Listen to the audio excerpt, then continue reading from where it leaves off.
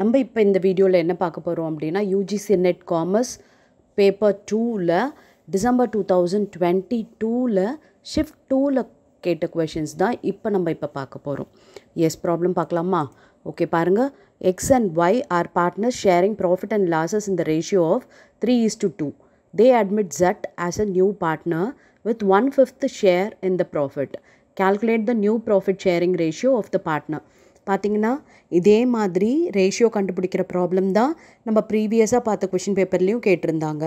So இந்த அட்மிஷனாக இருக்கட்டும், ரிட்டையர்மெண்ட்டாக இருக்கட்டும், இதில் வந்து நியூ ப்ராஃபிட் ஷேரிங் ரேஷியோ கண்டுபிடிக்கிறது நிறைய மெத்தட்ஸ் இருக்குது. அதெல்லாம் டீட்டெயில்டாகவே நம்ம அட்மிஷன் சாப்டர்லேயும் அண்ட் ரிட்டையர்மெண்ட் சாப்டர்லேயும் பார்த்துருக்கோம். அதெல்லாம் பார்த்து நம்ம தெரிஞ்சு வச்சுக்கிட்டோம் அப்படின்னா ஈஸியாக இந்த மாதிரி ப்ராப்ளம் நம்மளால் சால்வ் பண்ண முடியும். எஸ் இப்போ போடலாமா? பாருங்கள், எக்ஸ் அண்ட் ஒய் வந்து இங்கே பார்ட்னர் எந்த ரேஷியோவில் பிரிச்சுக்கிறாங்கன்னா 3:2ன்ற ரேஷியோவில் ப்ராஃபிட் ஷேர் பண்ணிக்கிறாங்க. புதுசாக வந்து ஜட்டுன்ற பார்ட்னரை அட்மிட் பண்ணியிருக்காங்க. அண்ட் ஜட்டோட ஷேர் எவ்வளவு அப்படின்னா 1/5. ஓகே, வேறு எந்த இன்ஃபர்மேஷனும் இந்த ப்ராப்ளமில் இல்லை.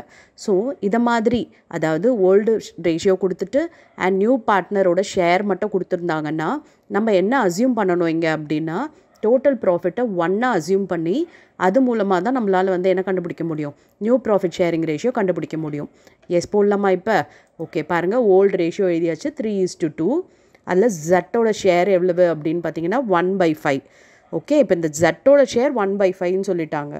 அப்போ ரிமைனிங் ஷேர் என்ன அப்படின்னு பார்க்கணும். அதாவது டோட்டல் ப்ராஃபிட்டை 1 வச்சுக்கிறோம். அப்போ ரிமைனிங் என்ன 1/5 ஜட்டுக்கு போயிடுச்சுன்னா 4/5 இல்லையா? ரிமைனிங் ப்ராஃபிட்ன்றது எக்ஸுக்கும் ஒய்க்கும். பிகாஸ் ஹோல் ப்ராஃபிட்டை நம்ம 1ன்னு வச்சுருக்கோம். அந்த ப்ராஃபிட்டில் 1/5 வந்து ஜட்டுக்கு போயிடுதுன்னா பேலன்ஸ் 4/5 எல்சிஎம் எடுக்கணும் இல்லையா? அப்போ வந்து டினாமினேட்டர் 5 வரும்போது 5 × 1 5 வரும். 5 - 1 வந்து 4. அப்போ 4/5ன்றது யாருக்கு? எக்ஸுக்கும் ஒய்க்கும் சேர்ந்து. ஓகே, இப்போ இதில் வந்து எக்ஸோட ஷேர் எவ்வளவு, ஒய்யோட ஷேர் எவ்வளவு அப்படின்றத பார்க்க போகிறோம். எக்ஸோட ஷேர் எப்படி இருக்கும்னா பழைய ரேஷியோ படியே தான் இருக்க போகுது. அப்போ பாருங்கள், 3/5ன்றது தான் ஓல்டு ஷேர் இல்லையா எக்ஸோடது. அப்போ இந்த 4/5ல் 3/5 யாரோடது அப்படின்னா எக்ஸோடது. அதே மாதிரி இந்த 4/5ல் 2/5 யாருது அப்படின்னா ஒய்யோடது. அவ்வளோதான். பாருங்கள், நியூ ஷேர் ஆஃப் எக்ஸ் என்ன அப்படின்னா 4/5. அதாவது ரிமைனிங் ப்ராஃபிட்ன்றது 4/5. அதில் ஓல்டு ரேஷியோ படி தான் அவங்களோடது இருக்கும். அதனால் ஓல்டு ரேஷியோன்றது 3/5. ஓகே, அது போட்டோன்னா என்ன வருது பாருங்கள், 12/25 வருது. இதே மாதிரி நம்ம ஒய்க்கு கண்டுபிடிக்க போகிறோம். 4/5ல் 2/5 வந்து ஒய்யோடது. அப்போ அது பாருங்கள் 4 × 2 8 8/25. சரியா? இப்போ பாருங்கள், நமக்கு வந்து எக்ஸோட நியூ ஷேர் தெரிஞ்சு போச்சு, ஒய்யோட நியூ ஷேர் தெரிஞ்சு போச்சு. இப்போ ஜட்டோடது பார்த்திங்கன்னா 1/5ன்னு கொடுத்துட்டாங்க. இப்போ இங்கே டினாமினேட்டர் எல்லாத்துக்குமே என்ன இருக்குது, 25 இருக்குது இல்லையா? அப்போ இந்த 1/5யும் நம்ம 25ஆக மாற்ற போகிறோம். ஓகே, அப்போ டினாமினேட்டர் 25 வரணும் அப்படின்னா மல்டிப்ளை பை 5. டினாமினேட்டர் 5ஆல் மல்டிப்ளை பண்ணோன்னா நியூமரேட்டரையும் மல்டிப்ளை பண்ணணும். அப்போ 1/5 × 5/5 போட்டோன்னா அப்போ மேலேயும் 5/25 வந்துருச்சு டினாமினேட்டர். சரியாக வந்துருச்சு இல்லையா? ரேஷியோ அப்படின்னும்போது டினாமினேட்டர் எல்லாத்துக்குமே ஈக்குவலாக தான் இருக்கும் இல்லையா? அப்போ எக்ஸுக்கு 25 இருக்குது, ஒய்க்கும் 25 இருக்குது. அப்போ நம்ம ஜட்டுதையும் மாற்றணும். அப்போ இங்கே டினாமினேட்டரில் 25 வர வைக்கணும்னா 5ஐ மல்டிப்ளை பண்ணணும். டினாமினேட்டர் பண்ணும்போது நியூமரேட்டரையும் பண்ணுறோம். அப்போ இந்த 1 × 5 5 ஆகிடுது. அப்போ இப்போ ரேஷியோ என்ன அப்படின்னு பார்த்தீங்கன்னா 12:8:5. ஓகே, அப்போ ஏ தான் ஆன்சர். புரியுதா? New profit sharing ratio is 12:8:5. Okay, இது ஒரு one of the method. Okay, என்னென்ன கொடுத்துருக்காங்க பாருங்கள். ஓல்டு ரேஷியோ இருக்குது, நியூ பார்ட்னரோட ஷேர் இருக்குது. அப்படின்னும் போது நம்ம டோட்டல் ப்ராஃபிட்டை 1 வச்சு ரிமைனிங் ப்ராஃபிட் கண்டுபிடிச்சி அது மூலமாக நம்ம நியூ ப்ராஃபிட் ஷேரிங் ரேஷியோ கண்டுபிடிக்கிறோம். ஓகேவா? எஸ், இப்போ நெக்ஸ்ட் ப்ராப்ளம் பார்க்கலாமா? பாருங்கள், as per the information given below what is the correct material yield variance? Standard input 100 kg, standard yield 90 kg, standard cost per kg of output 20, actual input 200 kg, actual yield 182 kg, actual cost per kg of output ₹19. Okay, answers கொடுத்துருக்காங்க. இப்போ நம்ம என்ன calculate பண்ண சொல்லியிருக்காங்கன்னா correct material yield variance கண்டுபிடிக்க சொல்லியிருக்காங்க.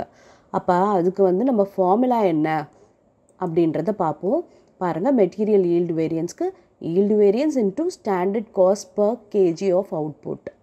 Okay, standard cost per KG of output இங்கேயே கொடுத்துட்டாங்க 20. அப்போ நம்ம முதல்ல என்ன கண்டுபிடிக்கணும்? ஈல்டு வேரியன்ஸாக கண்டுபிடிக்கணும். ஓகே, அப்போ அந்த ஈல்டு வேரியன்ஸ் கண்டுபிடிக்கிறதுக்கான ஃபார்முலா என்ன அப்படின்னு பார்த்தீங்கன்னா actual yield minus standard yield தான். ஓகே, இப்போ ஸ்டாண்டர்ட் ஈல்டு வந்து நமக்கு தெரியாது. இந்த ஸ்டாண்டர்ட் ஈல்டுன்றது என்ன அப்படின்னா இந்த 100 kgக்கு இது 90 kgன்றது ஸ்டாண்டர்ட் ஈல்டு. நமக்கு என்ன வேணும்னா ஆக்சுவல் அவுட்புட்டோட ஸ்டாண்டர்ட் ஈல்டு வேணும். ஓகே, ஆக்சுவல் அவுட்புட் எவ்வளவு? இங்கே பாருங்கள், 200 தான் ஆக்சுவல் இன்புட். அதோட ஸ்டாண்டர்ட் ஈல்டு நமக்கு வேணும். அப்போ எப்படி கண்டுபிடிக்க போகிறோம்? 100க்கு 90, இங்கே இருக்க 200க்கு எவ்வளவு பாருங்கள், standard yield divided by standard output into actual input. Okay, அதாவது இந்த ஸ்டாண்டர்ட் ஈல்டு ஃபார் ஆக்சுவல் இன்புட்டுக்கு இது சரியா? அப்போ ஸ்டாண்டர்ட் ஈல்டுன்றது இங்கே கொடுத்துருக்க 90 டிவைடட் பை ஸ்டாண்டர்ட் இன்புட்ன்றது இந்த 100, இந்த ஆக்சுவல் இன்புட். ஆக்சுவல் இன்புட் எவ்வளவு? 200. ஓகே, இதை சால்வ் பண்ணோன்னா 180 kg வருது. இந்த 180 kgன்றது தான் standard yield for the actual input. Okay, actual இன்புட்டுக்கு 180 kg. ஓகே, இப்போ நம்ம வந்து கண்டுபிடிச்சாச்சு 180 kgன்றது தான் standard yield for actual input. இங்கே ஆக்சுவல் ஈல்டு அவங்களே கொடுத்துட்டாங்க. அப்போ நம்ம yield variance formula actual yield minus standard yield. Actual yield எவ்வளவு? 182. ஸ்டாண்டர்ட் ஈல்டு எவ்வளவு? 180. அப்போ எவ்வளோன்னா 2 per kg தான் ஈல்டு வேரியன்ஸ். ஓகே, இப்போ நம்ம கண்டுபிடிச்சிட்டோமா இந்த ஈல்டு வேரியன்ஸுன்றதை. இப்போ மெட்டீரியல் ஈல்டு வேரியன்ஸ் அடுத்து கண்டுபிடிக்க போகிறோம். அப்போ ஈல்டு வேரியன்ஸுன்றது 2, அப்புறம் standard cost per KG of output எவ்வளவு? 20. அப்போ 20 இன்ட்டு 2 தான். ஓகே, பாருங்கள், இந்த ஈல்டு வேரியன்ஸ் 2ன்னு தெரிஞ்சு போச்சு. அண்ட் இந்த standard cost per KG of அவுட்புட்ன்றது இங்கே நம்ம கொடுத்துருக்காங்க ப்ராப்ளமில் 20ன்ட்டு. ஸோ இது ரெண்டுத்தையும் மல்டிப்ளை பண்ண வேண்டியது தான். 40 ஃபேவரபிள். அதாவது நமக்கு இப்போ ப்ளஸில் வந்திருக்கிறதுனால நம்ம இது என்ன சொல்கிறோன்னா ஃபேவரபிள்னு சொல்லியிருக்கோம். ஒருவேளை இது மைனஸில் வந்துச்சு, அதாவது ஆக்சுவல் ஈல்டு கம்மியாக இருந்து ஸ்டாண்டர்ட் ஈல்டு ஜாஸ்தி இருந்ததுன்னா நமக்கு என்ன வரும்? நெகட்டிவில் வரும் இல்லையா? அப்போ நமக்கு என்ன ஆகிடும்னா அட்வர்ஸ் ஆகிடும். இப்போ பாசிட்டிவாக இருக்கிறதுனால நம்ம இதை வந்து ஃபேவரபிள் அப்படின்னு சொல்கிறோம். ஓகே, ஈஸியாக இருக்க அந்த ப்ராப்ளம். எஸ், இதை மாதிரி சின்ன சின்ன ப்ராப்ளம்ஸ்லாம் வந்து உங்களுக்கு கேட்குறாங்க. ஸோ இதை நீங்கள் ப்ராக்டிஸ் பண்ண ப்ரீவியஸ் இயர் கொஷின் பேப்பர்ஸ் நிறைய ஒர்க் அவுட் பண்ண ஈஸியாக உங்களால் இந்த ப்ராப்ளம்ஸ்லாம் சால்வ் பண்ண முடியும். அதாவது எந்தெந்த மெத்தடில் கேட்குறாங்க, பிகாஸ் நமக்கு ஒரு பெரிய ப்ராப்ளம்ஸை வந்து இந்த 1 mark கொஷினாக அப்ஜெக்டிவில் கேட்க முடியாது. ஒரு சின்ன சின்ன கான்செப்ட் தான் நமக்கு கேட்க முடியும். அப்போ இதை வந்து நிறைய ப்ராக்டிஸ் பண்ணிங்க அப்படின்னா எந்தெந்த மெத்தடில் கேட்குறாங்கன்றது நமக்கு ஃபெமிலியராக ஆகிடுவோம். ஓகேவா? எஸ், இப்போ நெக்ஸ்ட் வீடியோவில் இதோடைய கண்டினியூஷன் பார்ட் பார்க்கலாம். Okay, yes, thank you for your patient listening.